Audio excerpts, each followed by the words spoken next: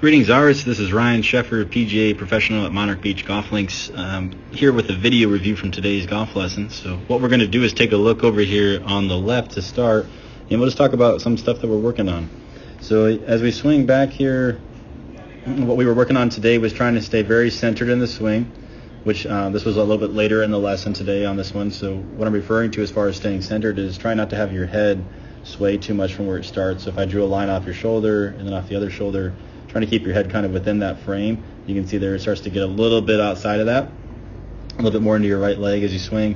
And as we come back into the downswing, here is the next phase. If you look at that left elbow, see how it's kind of folding in. If I clear all this out, we're talking about how this is bent right through here.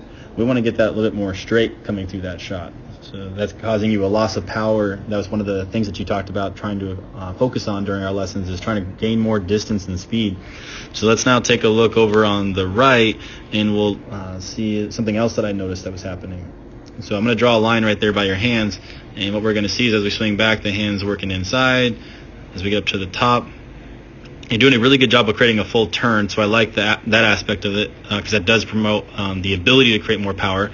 But on the way down, what we're going to start to see is your hands are going to start to work more outward towards the ball, and you'll see that right here. See how the hands cross over where they started?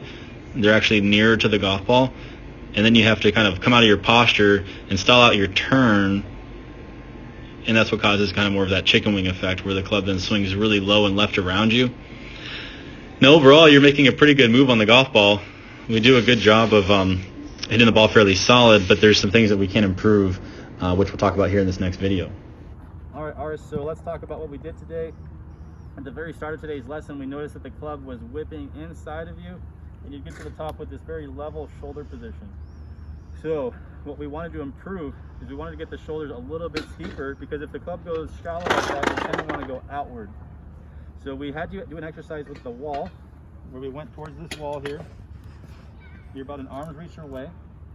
What we don't want to have happen is when you swing, you don't want to whack that. You want to go under it, and when you come back through, you go under again. Notice all the pressure gets on that front leg. So that's our wall drill. That was number one today. Number two was a Harvey Pinnock drill, and that's where you basically use a tee on the ground, go forward, back, and start to lengthen it.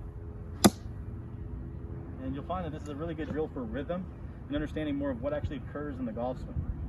The very final drill, the third and final, was that we noticed when we were coming through that we would sometimes end up with this chicken wing look in the left elbow. The right arm would be straight, but this one would be all bent.